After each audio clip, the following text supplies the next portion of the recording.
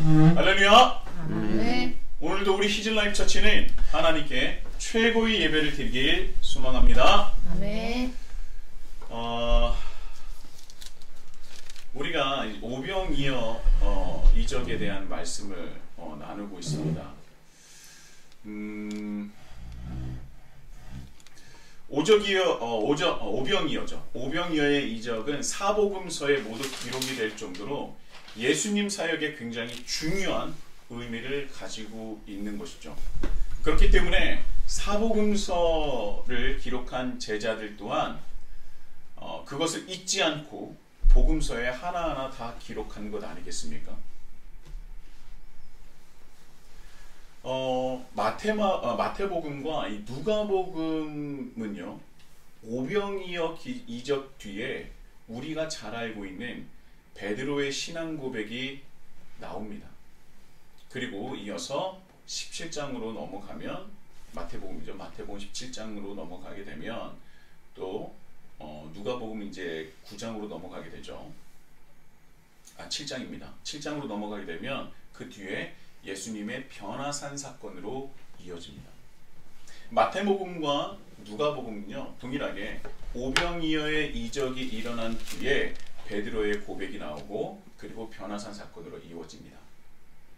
그런데요, 우리가 말씀으로 은혜 받고 있는, 은혜를 누리고 있는, 은혜를 나누고 있는 요한복음은 오병이어의 이적 뒤에 바로 이어진 말씀이 베드로의 고백이나 변화산 사건이 아니라 성만찬 관련된 말씀이 나와요. 물론 그 중간에 생명의 떡이라는 예수님의 말씀도 이어지는데요. 그리고 나서 성만찬에 관련된 말씀이 기록되어 있습니다. 그러니까 성만찬이 지금 일어난 것은 아니고요. 그 성만찬의 의미를 되새기는 말씀이 이어진다는 거예요.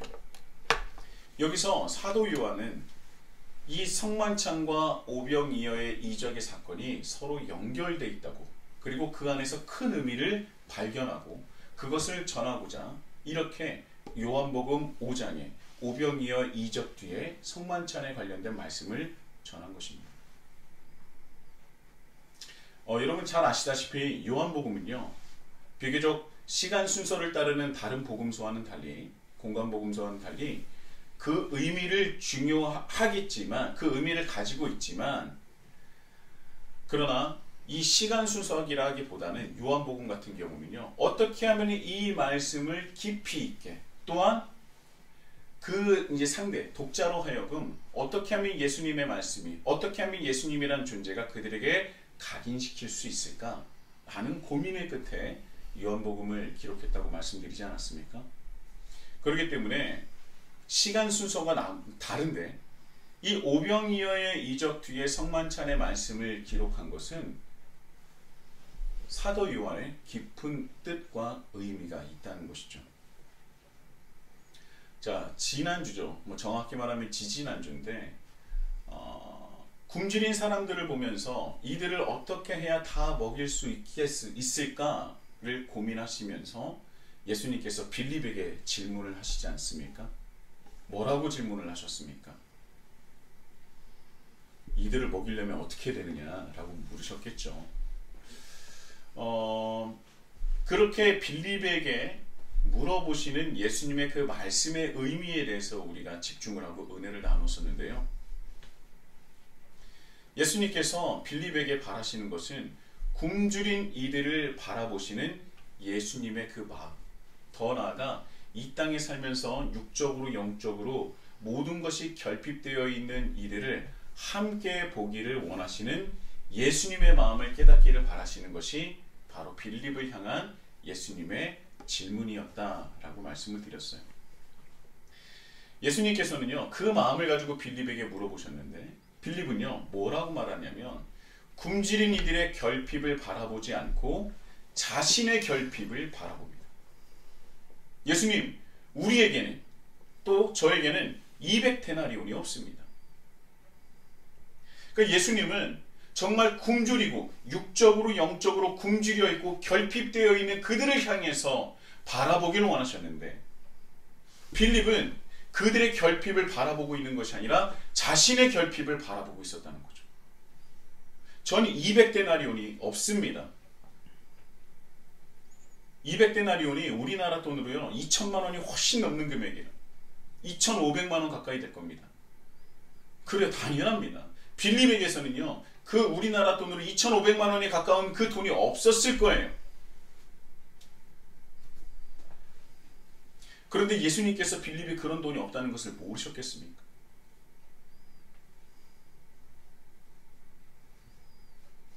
빌립을 보면서 지금 현대를 살아가는, 지금 이 시대를 살아가는 저를 보게 되고요. 우리를 보게 됩니다. 하나님은 2000년 전과 다르지 않게 지금 이 순간도 결핍에 쌓여서 힘들어하고 어려워하고 정말 좌절하고 낙담해 있는 사람들을 우리와 함께 바라보길 원하시는데, 우리는 하나님을 믿을 때 우리는 하나님께 무엇을 기도합니까? 나의 결핍을 위해서 기도하고 있잖아요. 이 요한복음에 나와 있는 빌립과 2000년 이후에 그 말씀을 배우고 또 배워서 2000년이 지난 지금 이 시대를 살아가는 우리 또한 똑같이 하나님을 바라보면서 하나님께서 바라보시는 방향을 보는 것이 아니라 여전히 우리의 결핍을 바라보고 있다는 것입니다. 당연하죠. 사람은요 원래 자신의 결핍을 바라볼 수밖에 없습니다. 본능적으로 자신의 결핍을 채우고 싶어 하죠. 이 시대에 살아가는 그리스도인들 뿐만 아니라 기독교인들 뿐만 아니라 종교를 가지는 사람들, 그리고 종교를 믿는 이유 대부분이 무엇인지 아십니까? 바로 자신의 결핍을 채우기 위해서예요.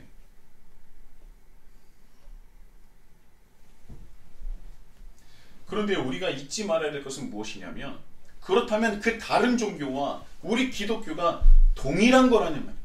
동일한 종교라는 말이에요. 동일한 것을 가르치고 동일한 것을 바라보게 하고 동일한 것을 원하는 종교라느냐는 거예요. 그게 아니지 않습니까? 기독교는요 다른 종교와는 다르게 내 자신이 없는 그 결핍을 채우기 위해서 믿는 종교가 아니라 오히려 너의 결핍에 대해서 매여 있거나 갇혀 있지 말라라고 말씀하는 종교예요. 마태복음 6장 25절에서 33절입니다. 여러분 잘 들어보십시오. 여러분도 잘 아시는 말씀입니다. 그러므로 내가 너희에게 이르노니 목숨을 위하여 무엇을 먹을까 무엇을 마실까 몸을 위하여 무엇을 입을까 염려하지 말라. 목숨이 음식보다 중하지 아니하며 몸이 의복보다 중하지 아니하냐. 공중의 새를 보라. 심지도 않고 거두지도 않고 창고에 모아들지도 아니하되 너희 하늘 아버지께서 기르시나니 너희는 이것들보다 귀하지 아니하냐. 너희 중에 누가 염려함으로 그 키를 한 자라도 더할 수 있겠느냐. 또 너희가 어찌 의복을 위하여 염려하느냐. 들의 백합화가 어떻게 자라는가 생각하여 보라. 수고도 아니하고 길쌈도 아니하느니라. 그러나 내가 너희에게 말하노니 솔로몬의 모든 영광으로도 입은 것이 이 꽃 하나만 갖지 못하였느니라. 오늘 있다가 내일 아궁이에 던져지는 들풀도 하나님이 이렇게 입히시거든 하물며 너일까 보냐. 믿음이 작은 자들아, 그러므로 염려하여 이르기를 무엇을 먹을까 무엇을 마실까 무엇을 입을까 하지 말라. 이는 다 이방인들이 구하는 것이라. 너희 하늘 아버지께서 이 모든 것이 너희에게 있어야 할 줄을 아시느니라. 그런즉 너희는 먼저 그의 나라와 그의 의를 구하라. 그리하면 이 모든 것을 너희에게 더하시리라. 아멘. 아멘. 뭐라고 말씀하십니까? 나를 믿으라. 그러면 네가 바라는 대로 모든 결핍이 다 채워질 것이다. 그러니까 결핍을 채우기 위해서 기도하라 말씀하십니까? 다른 종교는요 자신의 결핍을 채우기 위해서 기도하고 또 기도하고 신을 찾습니다. 그리고 그 신에게 잘 보여야지만이, 내 정성을 보여야지만이 그 신이 나를 돌아보고 나의 원을 들어준다라고 생각해서 그렇게 백일기도 천일기도 하는 것 아닙니까? 그냥 백일기도 천일기도도 아니고 막 새벽기도까지. 그런데 그런 이들에게 하나님께서 뭐라고 말씀하시냐면 너희가 무엇을 먹을까, 무엇을 마실까, 무엇을 입을까 생각하거나 그것을 구하지 말라라고 말씀하세요. 염려하지 말라고 하십니다. 그리고 한 가지 더 32절에 뭐라 그래요? 이런 것들은 누가 구하는 거라고요? 이방인들이 구하는 것이라. 이것이 결정적인 말씀 아닙니까? 기독교를 제외하고 대부분의 종교는요, 내가 무엇을 먹을까, 무엇을 마실까, 무엇을 입을까 그 등등 나의 결핍을 채우기 위해서 그 신을 믿는 것이고 제사를 드리고 신에게 잘 보이기 위해서 정성, 가진 정성을 다 보이는 거예요. 그러나 기독교는 그렇지 않다는 겁니다. 단언하건대 기독교는 본질적으로 달라요. 다른 종교와 다릅니다. 기독교는 나의 결핍을 오히려 나의 결핍에 집중하지 말라고 한다는 거예요. 우리 기독교가 구할 것은 나의 결핍이 아니라 마태복음 6장 33절 그런즉 너희는 먼저 누구의 나라와 하나님의 나라와 하나님의 의를 구하라. 우리가 구할 것은 하나님의 나라와 하나님의 의라는 거예요. 그러면 이 모든 것을 너희에게 도와시리라. 아멘. 아멘. 하나님의 나라와 하나님의 의를 구하시는 우리 히즐라이프 처치가 되시길 예수님의 이름으로 축복합니다. 아멘. 우리가 하나님의 나라와 하나님의 의를 구한다면 정말 이방인 사람들처럼 다른 종교를 믿는 사람처럼 자기 결핍을 채우기 위해서 그런 가진 노력을 할 필요가 없다라는 거예요. 하나님께서 이 세상을 창조하셨습니다. 그리고 개미 한 마리 움직이는 것을 모르시는 분이 아니에요. 우리가 무엇을 입으려 하고 무엇을 바라고 무엇을 원하시는지 그 누구보다도 잘 아시는 분입니다. 그분이 바로 하나님이에요. 그럼 이렇게 생각할 수 있습니다. 그러면 하나님, 내 행복을 위해서 나를 사랑하신다고 하니까 내 행복을 위해서 내가 바라고 원하고 필요한 것을 주시면 안 됩니까? 그러면 내가 기뻐하는 것을 보면 하나님도 행복하고 나도 행복하고 얼마나 좋습니까? 이렇게 생각할 수 있어요. 그래서 기독교가 기복적인 요소로 기복신앙으로 전락하게 되는 거예요. 그렇지 않습니다. 그래서는 안 돼요. 자, 정말 우리가 가지고 바라고 원하는 것 가지면 행복합니까? 안 행복합니까? 행복해요? 안 행복해요? 행복하죠. 당연한 거예요. 내가 바라고 원하고 내가 가지고 싶은 거 내가 받으면 얼마나 행복합니까? 내가 그토록 바라고 원하는 것을 받으면 얼마나 행복을 누릴 수 있어요. 그런데요, 여기서는 함정이 있습니다. 그토록 원하고 바라는 것, 그러니까 정확하게 말하면 나의 결핍을 채우는 것은요, 분명히 나에게 행복감을 주고 행복을 누리게 하지만 그러나 그 행복은 시한부라는 거예요. 그 행복이 영원하지 않다는 겁니다. 여러분 잘 아실 거예요. 제가 아이를 키우면서 그것을 정말 많이 깨닫습니다. 우리 아이들이 어렸을 때 정말 가진 장난감을 사달라고, 지금도 마찬가지예요. 지금도 장난감을 사달라고 하는데 왜 저희 아버지께서 제 초등학교 2학년부터 장난감을 안 사주셨는지 알겠어요. 그때는 그렇게 야속했습니다.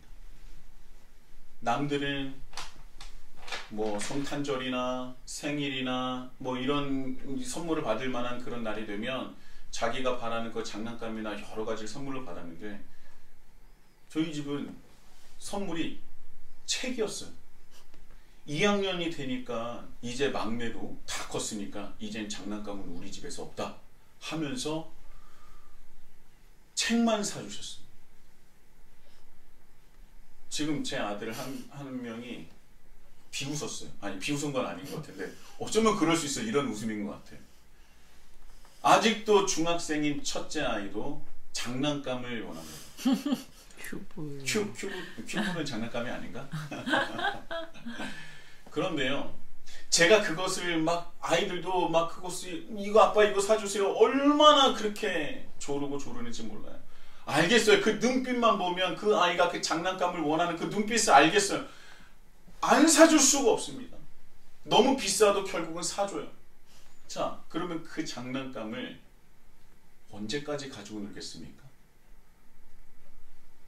저희 한때 저희 이 장난감방이라고 부르는 그곳에 뭐가 산더미처럼 쌓여있는지 아십니까? 제가 그거를 장난감 무덤이라고 그랬어요. 한 달에 한 번, 두 달에 한 번, 세 달에 한 번, 네 달에 한 번, 한 번도 쳐다보지 않고 가지고 놀지 않는 그 장난감이 이렇게 산처럼 쌓여 있습니다.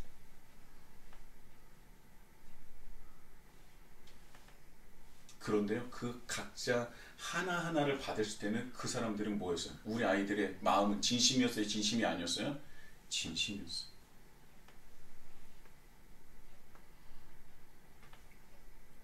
아이들에만 문제입니까?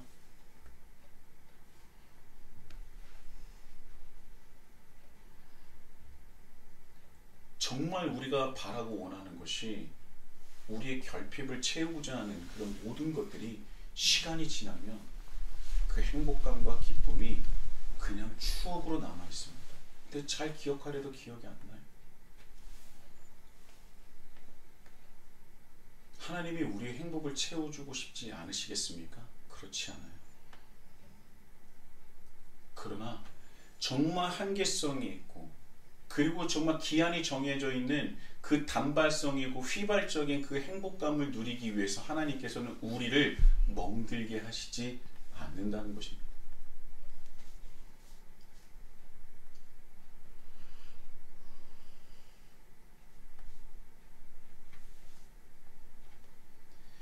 시간이 지나면요, 정말 좋고 정말 행복하고 너무나 기뻤었던 것도 시간이 지나면 그 행복이 반감되고 사라지기 마련이에요.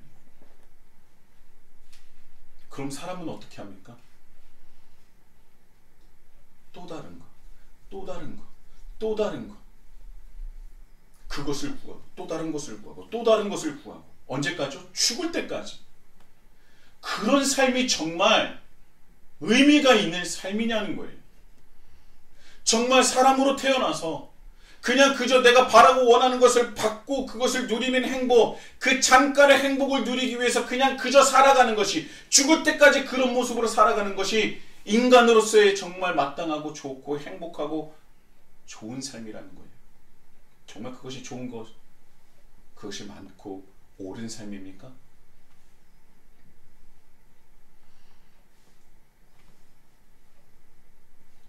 또 다른 거, 또 다른 거 구하고 죽을 때까지 구하는 그 모습이 옳게 보이냐는 거예요. 우리 자기중심성이라는 그 죄성에 젖어 있는 우리는요, 믿음으로 온전해지지 않으면 그 결핍을 절대 채울 수 없습니다. 믿는다는 생각과 믿는다는 시인만 해서 그런 것이 모든 것이 해결됩니까? 그렇지 않아요. 정말 내 삶이 하나님으로부터, 하나님으로 인해서 하나님을 향한 삶으로 변화되지 않으면, 하나님을 믿고 있다는 생각만 하지만 내 삶이 변하지 않으면 끊임없이 죽을 때까지 나의 결핍을 위해서 살아가는 자기중심성의 죄에서 벗어나지 못한다는 겁니다. 하나님을 믿는, 정말 온전히 믿고 따르는 그 믿음이 아니면 인생 내내 그 결핍을 채우려 아둥바둥 하다가 그냥 죽는 거예요. 의미 없는 삶을 살다가 돌아간다는 겁니다. 그래서 기독교는요, 그런 본질적인 자기중심성에 자기 결핍을 채우려고 전전긍긍하며 살아갈 수밖에 없는 사람들을 예수 그리스도의 보혈로서 그 죄 사슬을 끊어버리게 하는 것이 바로 기독교예요. 그래서 예수님을 믿게 되면 나의 결핍에 매이지 않게 됩니다. 그래서 자신의 결핍에 집중하지 않게 돼요. 오히려 자신의 결핍에 집중하지 않고 오히려 하나님께서 바라시는 것이 무엇인지, 더 나아가 남들의 결핍을 바라보게 된다는 겁니다. 오히려 나의 결핍으로 내가 이때까지 전전긍긍하며 그것을 바라고 원하고 살아왔었던 모든 것들을 버리게 돼요. 그러나 버리지 못했다면 정말 우리가 하나님을 믿는 사람인지 돌아봐야 한다는 겁니다. 마태복음 6장 24절, 한 사람이 두 주인을 섬기지 못할 것이니 혹 이를 미워하고 저를 사랑하거나 혹 이를 중히 여기고 저를 경히 여김이라. 너희가 하나님과 재물을 겸하여 섬기지 못하느니라. 여러분, 사람의 마음은 간사하고 영악합니다. 자기중심성이라는 죄성이 있기 때문에 지금은 괜찮을지 몰라도 나도 모르는 사이에 내 마음의 방향성과 목적이 변질된다는 거예요. 한순간입니다. 사람은요, 나의 결핍에 집중하는 순간 자기중심성은 극에 다르게 되어 있어요. 그래서 예수님께서 말씀하시는 겁니다. 사람은 두 주인을 섬길 수 없다. 하나님과 재물을 겸하여 섬길 수 없다는 겁니다. 아무것도 안 보이고요, 깊게 생각하지도 않고 온통 나의 결핍에만 마음을 쏟게 되는 것입니다. 그런데 이 말씀을 두고 그렇다면 하나님과 재물을 겸하여 섬기지 못한다는 것은 그래서 내가 재물을 가지면 안 된다는 것이냐? 너무나 1차원적으로 말씀을 받아들이면 안 됩니다. 당연히 살려면 재물이 있어야 되죠. 재물이 필요 없으면 왜 성전에 갈 때 성전세를 내겠습니까? 재물이 필요 없다는 것이 아닙니다. 그런데 그것을 위해서 살아가면 안 된다는 거예요. 재물을 위해서 그 재물을 채우고 싶어하는 나의 결핍을 위해서 살아가면 안 된다는 거예요. 나의 그 결핍에, 그 재물에 대한 결핍을 채우려고 내가 살면서 나는 하나님도 믿고 나는 하나님도 사랑하고 나는 하나님을 섬기고 있다라고 말할 수 없다는 거예요. 다른 종교는 자신의 결핍을 채우기 위하여 믿는 것이고 섬기는 것이지만 기독교는 자신의 결핍에 집중하는 것이 아니라 오직 하나님과 하나님 나라, 하나님의 의에 집중하고 그것을 바라고 원하고 살아간다는 거예요.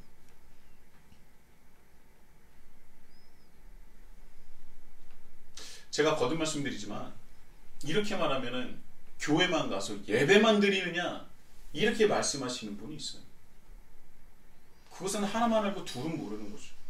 여러분, 하나님 나라를 이루기 위하여 하나님의 의를 이 땅에 전하기 위하여 우리는 그래서 오늘도 내일도 열심히 하나님 뜻대로 살아갈 수밖에 없습니다.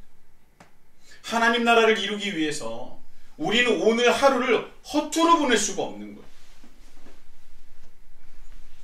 내가 하나님 나라를 확장하기 위해서 내가 삶의 현장에 나아가야 하는데 대충 살면 되겠습니까? 여러분, 그저 하나님 나라와 하나님의 의를 위해서 살아가는 것이 교회 가서 예배드리고 봉사하고 뭐 그런 것만 하는 게 아니에요. 그건 그냥 기본값입니다. 성경에서 말하는 것은 네 삶 속에서 하나님 나라와 하나님의 의를 증거하고 보이고 그들에게 전하라는 거예요. 그러기 위해서 우리는 내 삶을 1분 1분 허투루 사용할 수 없다는 겁니다. 내 삶의 자리에서 최선을 다해서 살아갈 수밖에 없다는 거예요. 학생은 학생의 본분을 다하기 위해서 최선을 다해서 공부합니다. 하나님 나라를 확장하기 위해서.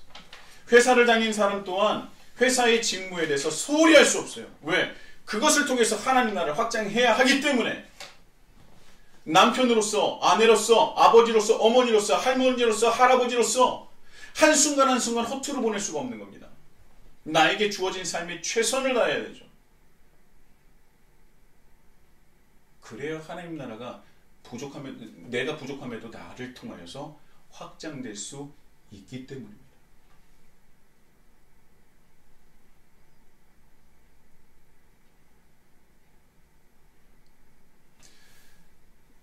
그래서 우리가 먼저 그의 나라와 그의 의를 위해서 우리가 살아간다면 우리 안에 있는 결핍을 내려놓고 하나님 나라와 하나님의 의를 위해서 살아간다면 이 모든 것을 너에게 더하시리라 약속하신 것 아닙니까? 그런데 이 모든 것 또한 내가 바라고 원하는 그거라는 것을 하나님 나라와 하나님의 의를 구하면 주신다는 그런 말씀은 아니에요. 여기서 이 모든 것을 너에게 주시겠다라는 것은 하나님 본체를 말합니다. 하나님께서 우리에게 주시는 최고의 선물은 하나님이시기 때문에 우리가 먼저 그의 나라와 그의 의를 구할 때 그때 하나님은 우리와 함께 하시고 우리를 통해 역사하신다는 거예요. 그런데 하나님께서 역사하시고 우리와 함께 하실 때 그때 차고 넘치는 은혜 가운데 하나님께서 일하시기 위해서 우리들의 많은 것들을 허락해 주시지 않겠습니까? 내가 밖에 나가서 복음을 들고 전하려고 내 삶에서 열심히 일하는데 굶어 죽으면 말이 되겠어요?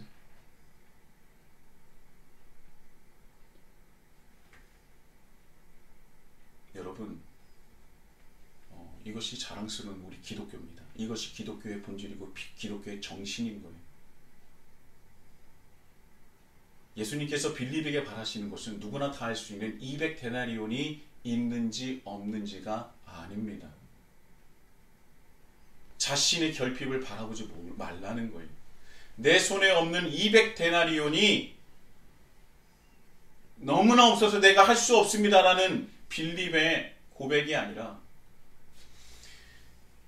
저들의 결핍을 바라볼 수 있는 그 마음과 그 삶의 방향성을 원하시는 것 아니겠습니까? 그것이 바로 하나님의 마음이라는 것이죠. 너무도 가슴 아파하시고 안타까우시는 저 굶주린 이들을 바라보시는 그 하나님의 마음을 우리가 공감하고 함께 해야 한다는 것입니다. 그리고 그들의 굶주림에 대해 공감하고 그들의 결핍을 채우고자 노력하는 사람이 되어야 한다는 것이죠. 누구의 이름으로? 예수 그리스도의 이름으로. 자, 이것이 바로 지난주 말씀의 중심 내용이었죠. 그리고 더 나아가서 예수님은 그들의 육신의 굶주림뿐만 아니라 영적인 굶주림도 채워줘야 한다는 것을 제자들에게 알려주고 싶었습니다. 오히려 육신의 굶주림만을 채워주면 안 된다는 것 또한 알려주시는 말씀이 바로 이 요한복음 6장의 말씀이에요. 자, 오병이어의 이적을 경험한 이들이 오늘 이제 15절입니다. 그들이 어떤 행동을 보입니까? 15절입니다. 예수께서 그들이 와서 자기를 억지로 붙들어 임금으로 삼으려는 줄 아시고 다시 혼자 산으로 떠나가시니라. 혼자 산으로 떠나가십니다. 이 말씀은요, 예수님을 임금으로 왕으로 여겨서 섬긴다는 의미가 아니라 이 말씀의 의미는요, 그저 자신의 결핍을 육신의 결핍만을 채워줄 그 존재를 바랬던 것이고 사람들의 그 왜곡된 마음을 말씀하시는 거예요. 그들은요, 그냥 그저 다른 데 가지 마시고 우리의 왕이 되셔서 지금 배고픈 우리의 배를 계속 채워주세요 라는 것입니다. 26절입니다. 예수께서 대답하여 이르시되 내가 진실로 진실로 너희에게 이르노니 너희가 나를 찾는 것은 표적을 본 까닭이 아니요 떡을 먹고 배부른 까닭이로다. 사람들은요, 자기중심성이라는 죄성을 가지고 있어요. 그래서 자신이 원하는 그 결핍을 채우려고 합니다. 어찌 보면 당연한 것인데요. 그러나 하나님의 형상대로 지음받은 인간은 거기에서 그치는 존재가 아니라는 거예요. 그저 나의 결핍만을 채우기 위해서 아둥바둥하며 평생을 살아가는 존재가 아니라는 겁니다. 내가 이 땅에 보내진 그 의미가 하나님의 뜻이 있다는 거예요. 사명을 받은 자라는 겁니다. 그것이 바로 하나님의 뜻을 깨닫고 그것을 이뤄낼 수 있는 존재, 그것이 하나님의 형상 아닙니까? 그런데 예수님을 직접 보고도 사람들이 무엇을 바랐냐면 그냥 다른 데 가지 마시고 내 옆에 있어서 배고픈 나의 배를 채워주세요. 예수님을 눈앞에 보고 있는데도 불구하고 예수님을 선지자라 얘기하면서 우리가 이제까지 모세가 예언했었던 나를 위해 내 뒤에 오실 그다 라고 그 입으로 고백까지 했음에도 불구하고 다른 데 가지 못하게 하고 자신들의 왕이 되어서 내 옆에서 내 배고픔을 채워주세요. 그조차도 예수님의 눈앞에 있는데도 불구하고 나의 결핍을 채우려고 하는 사람들의 모습을 예수님께서 나무라고 계신 거예요.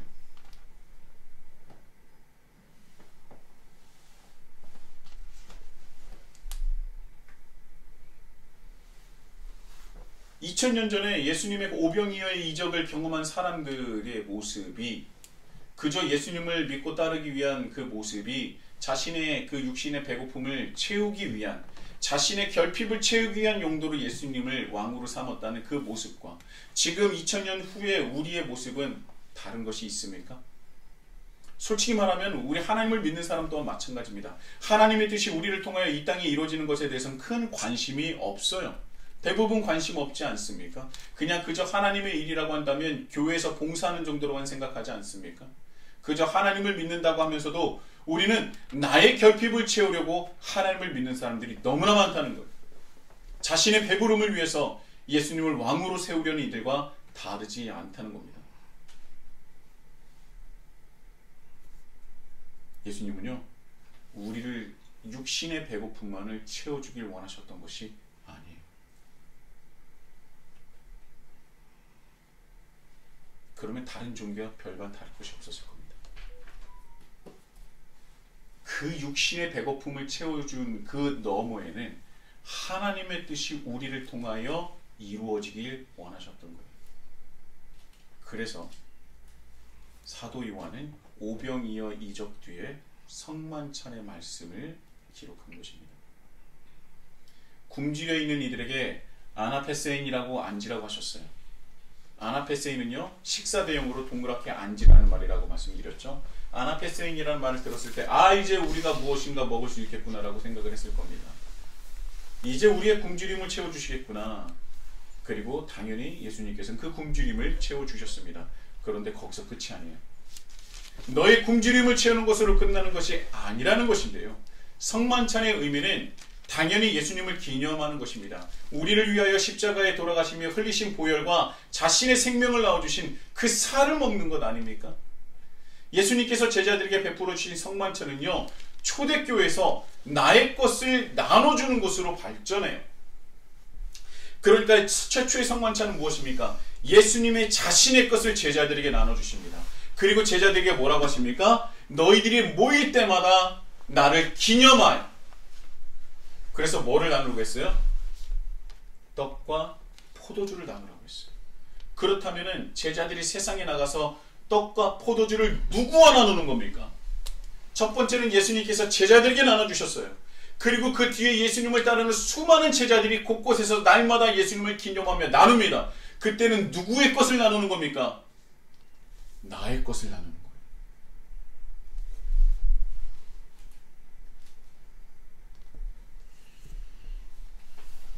오병이어의 이적은 예수님께서 우리에게 채워주시는 것을 우리에게 보여주셨습니다. 그리고 나서 성만찬의 말씀을 주시면서 이제는 너희가 세상에 나아가서 예수님께서 자신의 것을 우리에게 주셨던 것처럼 너희들도 나가서 너희들 것을 나누라 말씀하시는 거예요. 그 뒤에 정말 헐벗고 굶주린 이들은 그 배를 채우기 위해서 초대교인들이 행하고 있는 성만찬에 참여했습니다. 그들의 의도를 100% 잘 모르겠지만 정말 배고픈 사람들이 많았어요. 그래서 이 성만찬에 대한 그런 말씀도 사도 바울이 뭐라고 얘기하냐면, 앞에 있는 사람들이 너무나 배고프다고 해서 너무나 많이 먹고 막 그렇게 배부르고 있으니까 뒤에 먹을 사람이 없다는 거예요. 그러니까 적당히 좀 먹어라 라고 얘기합니다. 그러니까 그 정도로 자신의 것을 나눠주었다는 것이. 어디서요? 초대교회에서. 누구를 통해서? 누구로 영향받아서? 누구에게 영향받아서? 예수님께 영향을 받았어요. 성만찬은 첫 번째 오병이어의 이적은 우리의 결핍을 채워주시는 것이고, 또한 그 결핍을 예수님을 인해서 채움을 받은 이들이 다른 이들의 결핍을 채워주는 것이 성만찬이라는 거예요.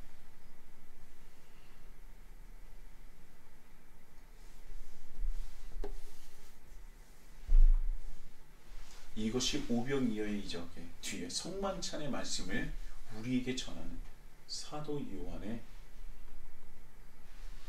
마음, 또한 하나님이 우리를 향한 하나님의 마음 아니겠습니까?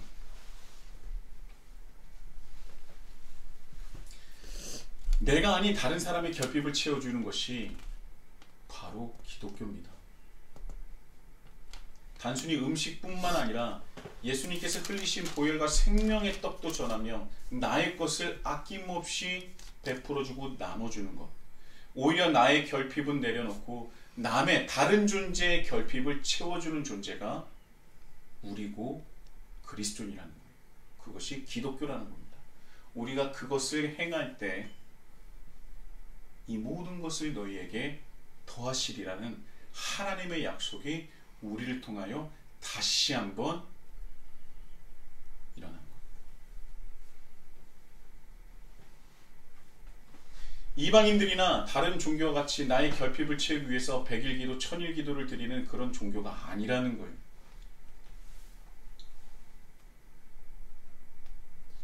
저는 그래서 이제 수능을 앞두고 있는데, 수능이 언제죠? 14일 목요일. 예, 14일 목요일. 이제 얼마 안 남았어요. 이번 주네요. 이 수능 때마다 하는 것이 있습니다. 수능 기도회라고 있어요. 수많은 사람들은 저기 이 수능 보는 그 저기 문 앞에서 막 엿붙이고 막 뭐 붙이고 막 그러고 막 기도하는데, 교회는 그래도 교회에 모여서 수능 기도회를 합니다. 저는 그게 위험하다고 생각했어요. 수능 기도회에서 무엇을 위해서 기도하는 겁니까? 저는요, 수능 기도회도 좋습니다. 그러나 더 중요한 것은 수능 기도회뿐만 아니라 평소에 자녀에게, 수능을 앞둔 자녀에게 정말 많은 것들을 이미 채워주시고, 또한 그가 또 체험을 받은 것을 나눠주어야 한다는 것을 먼저 보여주고 깨닫게 해주는 것이 더 중요하지 않겠습니까? 그저 대학교를 붙어가지고 너 잘 먹고 잘 살기 위해서 하는 그런 수능 기도회라면요, 별로 필요가 없는 거예요. 기독교는 나의 결핍이 아닌 다른 이들의 결핍을 채워주는 종교입니다. 그리고 그것을 채워줄 때 하나님의 놀라운 은혜와 오병이어의 이적을 우리가 다시 한번 경험하게 될 수 있는 겁니다. 우선은 나의 결핍에 대해서 그 집착을 버려야 돼요. 그리고 오히려 지금 내 손에 있는 것들을 나눠줄 수 있는 존재가 되어야 됩니다. 그리고 그것이 그의 나라와 그의 의를 구하는 것 아니겠습니까? 사랑하는 히즐라이프 처치 형제자매 여러분, 하나님을 우리의 결핍만을 채워주는 분으로 전락시키지 마십시오. 그것은 이방인이나 다른 종교를 기독교와 일치시키는 것과 같은 것입니다. 오직 우리가 구할 것은 하나님의 나라요, 하나님의 의라는 것. 그리고 우리가 부족하지만 그 길을 걸을 때 하나님께서 이 모든 것을 우리에게 도와주시는 그 놀라운 은혜를 경험하게 될 겁니다. 이 은혜가, 이 놀라운 하나님의 역사가 우리 사랑하는 히즐라이프 처치 형제 자매 한 분 한 분의 삶에서 일어나기를 예수님의 이름으로 축복합니다. 아멘.